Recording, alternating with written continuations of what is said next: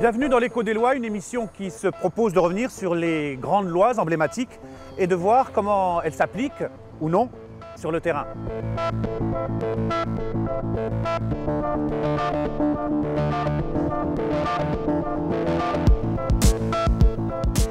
On estime à plus de 2 millions le nombre de personnes qui perçoivent le RSA, le revenu de solidarité active, qui a remplacé le RMI. Si l'on compte tous les membres du foyer, les conjoints, les enfants, ce sont plus de 4 millions de personnes qui survivent grâce à cette aide.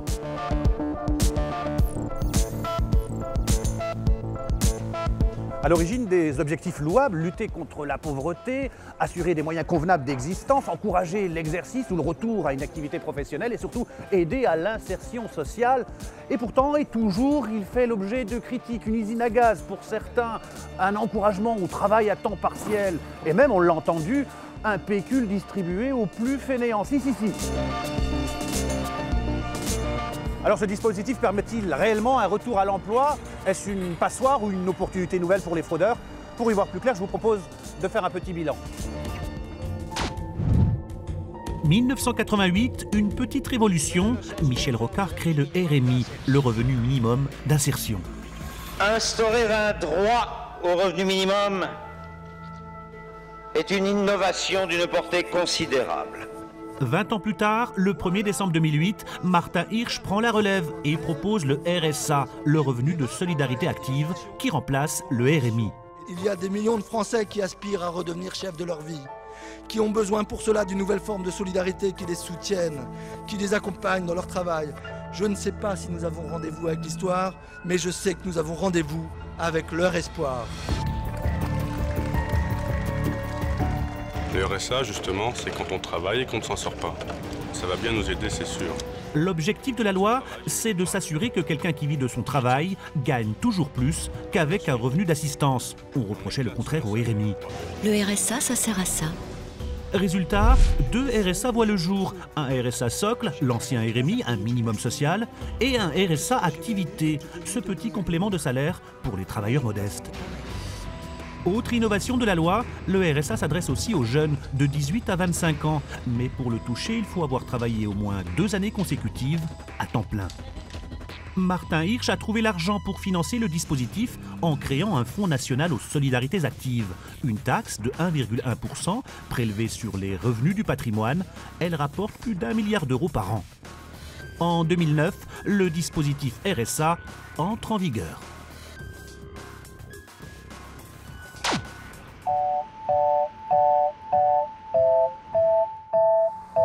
Donner une deuxième chance à ceux que la société laisse partir à la dérive, que la marginalité guette, c'était le sens profond du RMI. Ça l'est aussi pour le RSA. Cette deuxième chance, il la trouve souvent dans un même endroit, l'espace d'insertion qui existe dans chaque département. Comme vous le savez, c'est le département qui est en charge de mettre en musique le dispositif RSA. C'est là où tout commence, là où il faut aller pour ouvrir ses droits. Et vous allez le voir, les conditions sont très strictes pour être bénéficiaire. Nous sommes à La Garenne-Colombes, dans le département des Hauts-de-Seine, et nous sommes allés à la rencontre de ces personnes touchées par un accident de la vie, la perte d'un travail, un divorce. Ils sont allés frapper à la porte de cet espace d'insertion.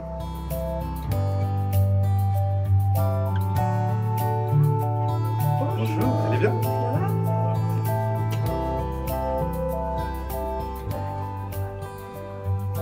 L'essentiel, c'est de trouver un travail, quoi, je veux dire.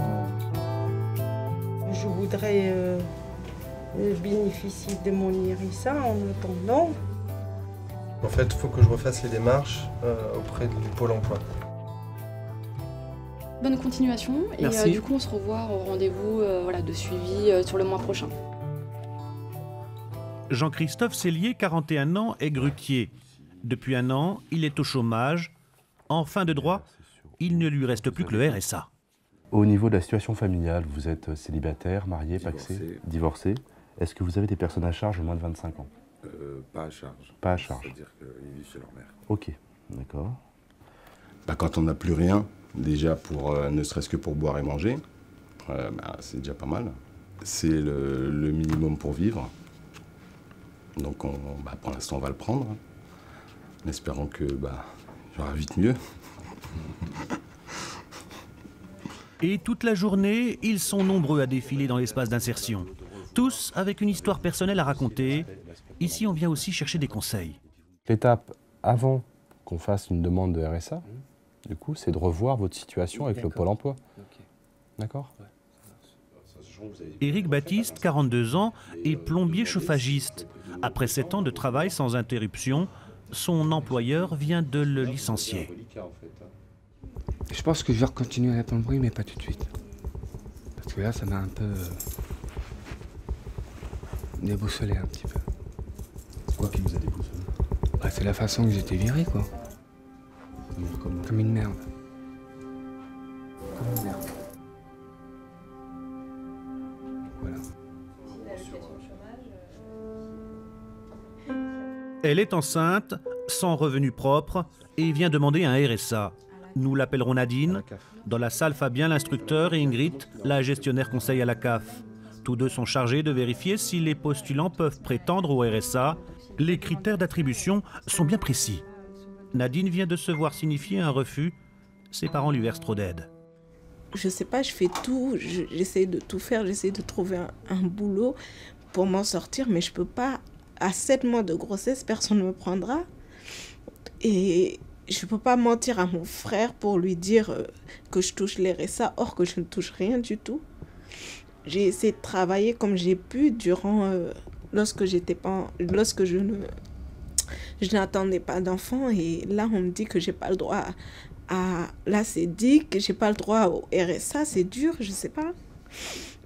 Je vais pas aller voler ou faire des choses hors la loi pour payer mon loyer, après je sais pas. Elle n'a plus de salaire et elle n'a pas non plus droit aux indemnités chômage. Cependant, sa famille lui verse des aides. Combien ? Entre 1 200 et 1 400 euros par mois, donc qui sont destinés au paiement de son loyer, parce qu'elle a un loyer très élevé. Et ces aides qu'on considère comme pension alimentaire sont prises en compte dans le calcul du RSA et du coup font obstacle au paiement du RSA, d'où le refus qui lui a été notifié aujourd'hui. Pour simplifier les procédures, l'espace d'insertion a décidé de tout regrouper. Fabien instruit le dossier et Ingrid de la CAF donne une réponse, positive ou négative, le jour même, au lieu d'une quinzaine de jours auparavant. Un guichet unique qui fait gagner du temps. Pour ouvrir les droits au RSA, on s'assure déjà que les postulants remplissent les conditions légales. Il faut que les personnes soient françaises ou européennes ou avec un titre de séjour. Et donc pour le titre de séjour et l'Europe, ceci dit, il faut qu'elles aient 5 ans de résidence continue en France. Une dizaine d'employés pour une même mission, accompagner le demandeur vers l'emploi. C'est vrai que dans les taux de retour à l'emploi, on a quand même une grosse partie de retour à l'emploi, mais c'est un emploi précaire qui n'est pas durable. Mais on a aussi des CDI. Mais c'est lorsque la personne sort complètement du dispositif qu'il y a vraiment une satisfaction pour l'équipe de l'espace insertion. Un guichet unique pour éviter aux bénéficiaires du RSA les déplacements inutiles et mutualiser les moyens humains. Dans le département des Hauts-de-Seine, 14 structures de ce type ont vu le jour avec un objectif, permettre à 3400 personnes par an de retrouver un emploi.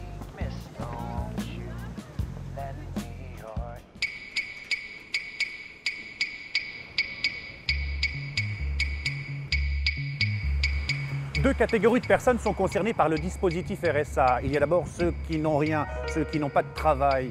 Le RSA comme minimum social, environ 460 € par personne. Et changement par rapport au RMI, il y a ceux qui travaillent mais qui ont un faible revenu. Ils peuvent désormais disposer d'un RSA dit activité, un complément, environ 170 €. Ce RSA activité, c'est l'innovation du dispositif. Jean-Daniel est bénéficiaire du RSA simple. Au chômage depuis 8 mois, il ne lui reste plus que ce revenu pour survivre, 410 € net par mois. Aujourd'hui, il vient répondre à une annonce pour un poste de chauffeur dans une papeterie. Nous le suivons et l'équipons d'un micro caché pour plus de discrétion. Oui, bonjour monsieur. Je voudrais absolument vous demander, comme quoi vous cherchez un chauffeur. Mais c'est que par net, hein, par internet. On veut une réponse par internet. Que par internet. Bon, je verrai lundi. Parce que comme je ne suis pas équipé, il faut Vous lui répondez par internet et puis il vous répond comme ça. Parce que je suis pas équipé. Ah mais justement en fait on fait exprès pour voir si les gens se disent bon voilà c'est déjà, on compte sur des gens qui savent servir d'ordinateur, d'internet, etc. Oui, moi je sais le faire basiquement. Hein. Voilà.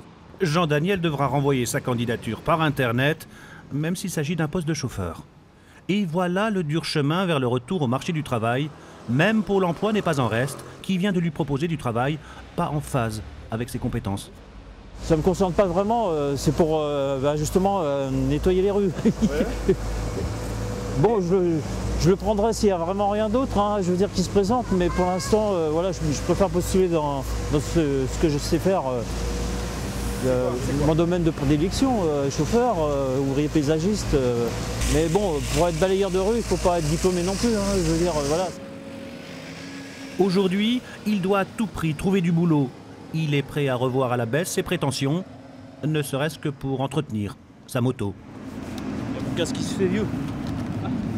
Il y a urgence de trouver n'importe quoi, je veux dire un petit boulot, histoire de payer au moins l'assurance, quoi, voilà, c'est-à-dire... Et donc je veux bien trouver quelque chose, ne serait-ce qu'à mi-temps ou à temps partiel.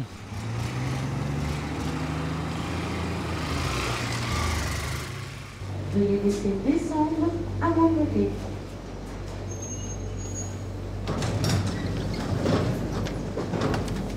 Laissez descendre s'il vous plaît, messieurs, dames, merci. Baïja Milleville, 50 ans, vient de décrocher un contrat d'accompagnement à l'emploi à la RATP. Une mission, aider à la fermeture des portes des wagons de métro et contribuer à améliorer les conditions de transport sur les lignes chargées.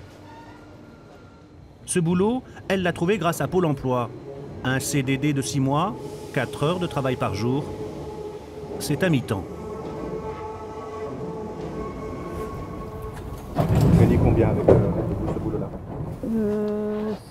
660 € par mois. Combien 660 €. C'est mieux que rien.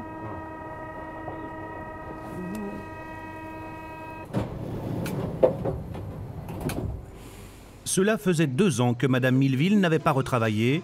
Son revenu étant faible, il sera complété par un RSA activité, environ 170 €. Une incitation pour motiver ceux qui, comme elle, font l'effort de se lever tôt pour aller travailler. Poussez-vous, monsieur, attention, poussez-vous au fond, s'il vous plaît. Pour elle, c'est déjà ça. Elles sont rares les entreprises ou collectivités à avoir répondu à ces demandes d'emploi. C'était la mairie de Colombes. J'avais 2 entretiens avec eux. Ça n'a pas abouti. Pour faire agent de surveillance dans un gymnase, ça n'a pas abouti. J'ai beaucoup souffert pour trouver un petit travail. Là, je suis contente de trouver celui-là. Pour tout le monde, on prend la prochaine rame, s'il vous plaît. Emmanuel Feignier est le tuteur de Madame Milleville. Il la suit dans son parcours d'insertion. La RATP permet chaque année à plus de 500 personnes de bénéficier de ce type de contrat dans le cadre de la lutte contre la précarité. Près de 40% des personnes en contrat d'accompagnement ont pu ainsi accéder à un emploi stable au sein de l'entreprise. Il y a même des anciens qui sont maintenant agents de station à la RATP, d'autres certains donc agents de station, d'autres contrôleurs, d'autres conducteurs de bus sur des lignes de banlieue. Et ils sont heureux, mais alors pas possible. Bernard Gomel et Dominique Méda sont sociologues. Ils ont publié une étude qui constitue la première analyse de la mise en place du RSA sur le terrain. Tous les gens qu'on voit, et on a passé beaucoup de temps dans ces espaces insertion, tous les gens qu'on voit, ils cherchent désespérément de l'emploi et ils n'en trouvent pas. Ça montre aussi l'absurdité de cette notion de devoir. Il n'y a pas de devoir de montrer qu'on cherche un emploi. Bien sûr qu'ils cherchent un emploi. Et si vous voulez, il y a quelque chose d'assez désespérant dans le fait de voir ces gens qui sont convoqués, donc qui viennent régulièrement à ces convocations, qui font preuve de leur bonne volonté, mais à qui, en face, on ne donne pas d'emploi. 1,5 million de personnes bénéficient du RSA minimum social et 500 000 du RSA activité. Un revenu largement sous-utilisé, principalement par manque d'information. Près de la moitié des personnes qui pourraient toucher le RSA ne le demandent pas.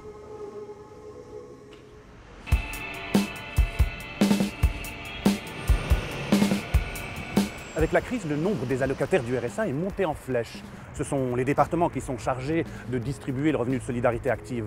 Problème, chaque année, l'écart se creuse entre ce que les conseils généraux dépensent pour le RSA et ce qu'ils perçoivent de l'État. Résultat, des départements souvent en grande difficulté financière.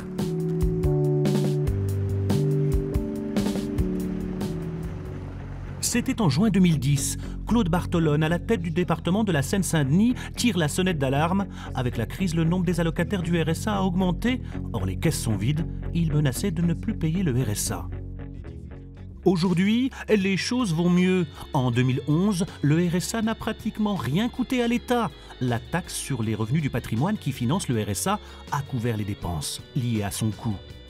Problème, avec la crise, le nombre des bénéficiaires a grimpé. Des économies sont à faire. Guy Janvier est conseiller général dans les Hauts-de-Seine. Il accuse le département de rogner sur les dépenses d'insertion. Le département, ça vaut pour les Hauts-de-Seine comme pour tous les départements, ils sont obligés de payer le RSA. Donc, de toute façon, il faut payer le RSA. Donc, que font les départements, bien souvent? Ils rognent sur les dépenses qui ne sont pas des dépenses obligatoires, et en particulier sur les dépenses d'insertion. Aujourd'hui, le département dépense 60% de son budget dans le domaine social. Et nous ne sommes pas toujours satisfaits de la manière dont nous dépensons l'argent. Parce que parfois, nous le dépensons de manière, je dirais, passive. Ceux qui en bénéficient ne sont pas incités non plus à trouver les moyens de s'insérer dans le système social de notre pays. Mais en même temps, c'est une incitation pour le département à se remuer pour leur trouver du travail. Si nous réussissons l'insertion, ça nous coûte moins cher.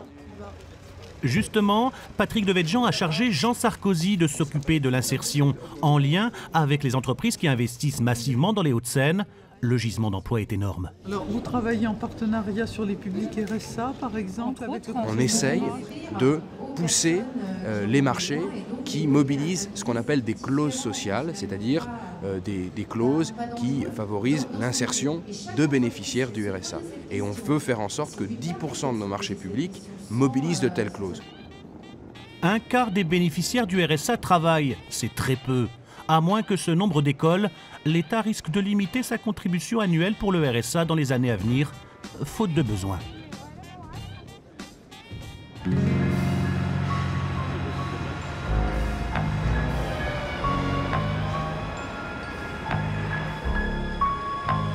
Le juste droit, rien que le droit, c'est le leitmotiv des contrôleurs de la caisse d'allocation familiale en charge de lutter contre la fraude aux prestations sociales en général, fraude au RSA en particulier.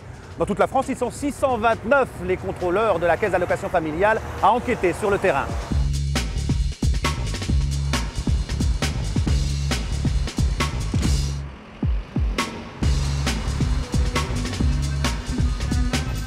C'est à Toulouse que nous retrouvons Daniel Hureau, 30 ans qu'il travaille à la caisse d'allocation familiale, contrôleur depuis 13 ans, un limier de la CAF. Et vous allez le voir, le travail de contrôleur nécessite beaucoup de rigueur, du doigté, de la diplomatie aussi.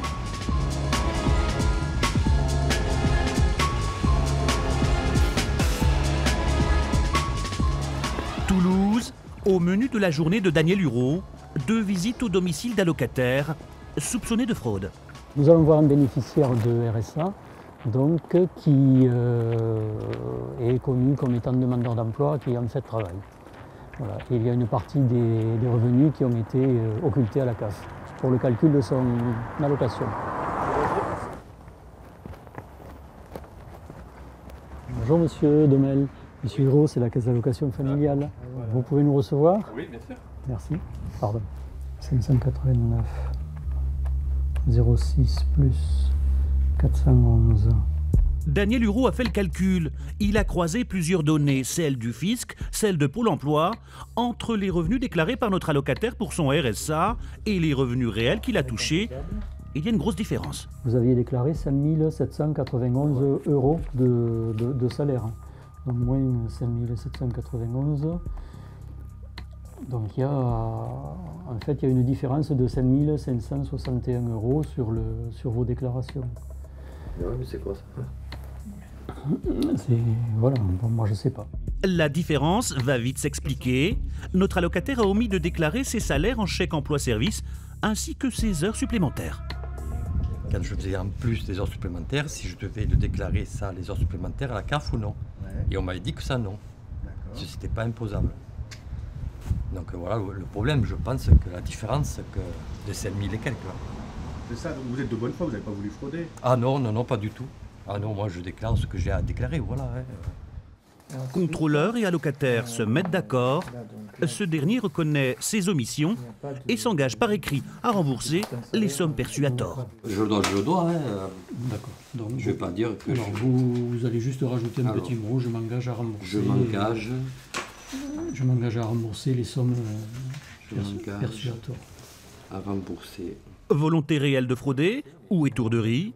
Pour le contrôleur, l'allocataire est de bonne foi. Direction quelques pâtés de maison plus loin. Bonjour. Cette fois, c'est une mère de famille de 4 enfants qui est contrôlée. Les 2 filles dorment ici? Ouais. Elle accepte la présence de notre caméra, mais tient à ne pas être filmée de face. Notre contrôleur veut s'assurer que la dame vit réellement seule. Le papa de vos enfants a habité avec vous? Vous aviez repris une vie de couple avec lui? Non, il vivait avec une fille à Paris. Il est routier, à chaque fois qu'il est sur Toulouse, il vient m'aider pour les travaux, c'est tout. Mais on a pris juste l'appartement pour qu'on puisse avoir un toit pour les petits, c'est tout. D'accord. Donc il n'a jamais habité avec vous? Dans cet appartement, non. Sur les loyers, il vous aide, enfin lui il participe, il a payé la caution? Ah non, il n'a rien. Loyers. Non. Lui il a juste acheté tout ce qui est meuble, et ça fait 1 an que mes enfants ils ne l'ont pas vu. Jusqu'à dimanche dernier. Il les prend pas ou... Non, il n'a pas envie. La dame perçoit 1 600 € de prestations sociales, RSA compris. Là aussi, elle a omis de déclarer tous ses revenus. Pourquoi vous ne saviez pas déclarer de revenus? Vous aviez des difficultés? Enfin, qu'est-ce que... C'est toute la paperasse. J'ai beaucoup de paperasse. Des fois, ça me dépasse. Des fois, je signe sans regarder. Des fois, je fais n'importe quoi. L'essentiel, il faut que ça finisse. Notre allocataire tient aussi à témoigner sur le RSA, qui peut être perdu au-delà d'un certain seuil de revenus. Vous avez un loyer de 750 €. Vous pensez qu'avec le RSA plus un travail de 900 €, vous pouvez les garder? Je ne pense pas. Vous ne pouvez pas travailler et avoir le RSA en même temps. Travailler un peu, oui, mais pas beaucoup. Des fois, ça nous arrive de rien avoir dans l'assiette. Ça nous arrive à manger des céréales le matin et le soir. Et le midi, comme ils mangent à la cantine, moi, je suis soulagée. Bilan, notre bénéficiaire a oublié de déclarer près de 2 000 €. Rendez-vous est pris la semaine suivante pour une régularisation du dossier.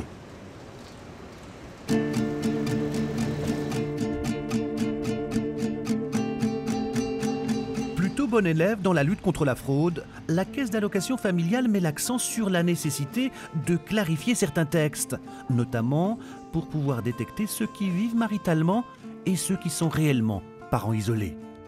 Il est évident que par rapport à la lutte contre la fraude, la situation de la vie maritale est la situation la plus difficile à qualifier. Elle est la plus difficile parce que c'est aussi celle qui fait l'objet de le plus de contestations. Et la réglementation étant relativement complexe et insuffisamment précise, il arrive que le juge ne suive pas les conclusions qu'ont pu faire nos contrôleurs sur place. Il serait plus de 200 000 chaque année à percevoir frauduleusement des aides sociales versées par les caisses d'allocation familiale. Le RSA est de loin la prestation sociale la plus fraudée.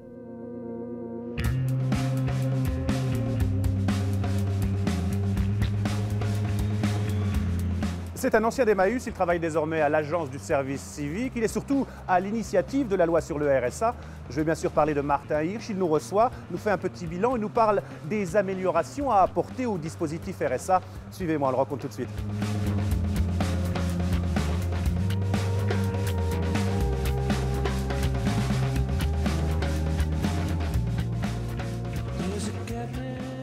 Martin Hirsch, bonjour. Bonjour. Vous êtes un peu le père du RSA. Le RSA, c'est un peu votre bébé. Est-ce que le bébé a bien grandi? Quel bilan en tirez-vous 3 ans après le vote de la loi? Alors, la première chose qui est fondamentale, c'est que aucun des effets pervers qu'on nous avait prédits ne s'est réalisé.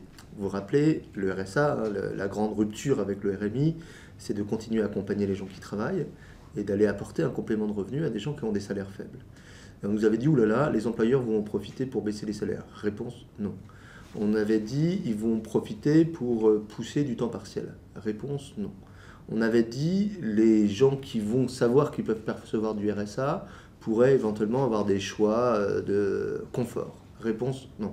Donc de ce point de vue-là, le RSA n'a pas créé, accentué une précarité. Au contraire, il apporte des remèdes à des gens qui sont depuis des années. C'est pour ça qu'on l'a créé dans des situations précaires. Justement, aujourd'hui, qu'est-ce que vous préconisez pour améliorer le dispositif? Je préconise qu'on revienne au RSA original. Ça veut dire quoi? Qu'on achève la fusion RSA, prime pour l'emploi. Et moi, je pense qu'il faut y inclure aussi une partie des aides au logement, parce qu'elles sont calculées sur les revenus qu'on a il y a 2 ans, donc ça n'a aucun sens. Première chose.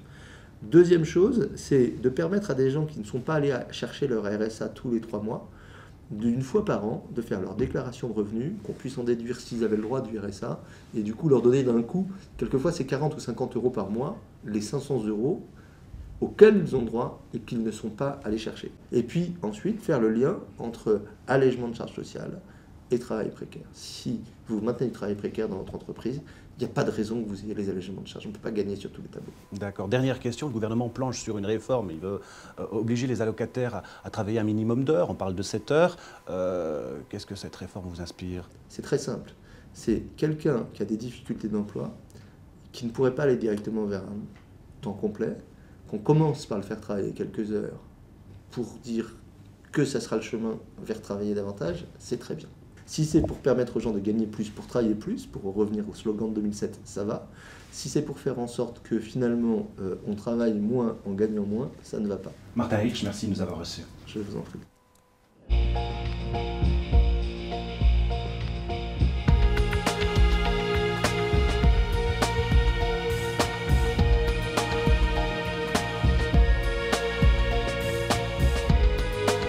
Voilà ce qu'il fallait retenir. Le RSA, une véritable innovation en ce qu'il encourage le retour à l'emploi avec cette récompense financière pour les allocataires qui travaillent. Ses limites aussi, nous avons rencontré de nombreux allocataires dont le souci n'est pas d'obtenir ce petit pécule pour subsister, mais bien de trouver un emploi, un vrai, et pas à temps partiel. La crise n'a pas aidé. Ils sont nombreux à ne pas trouver de travail.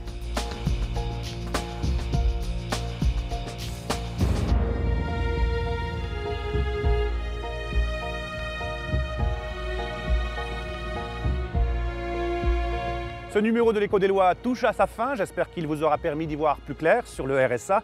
Restez avec nous pour la suite de nos programmes sur la chaîne parlementaire Assemblée nationale.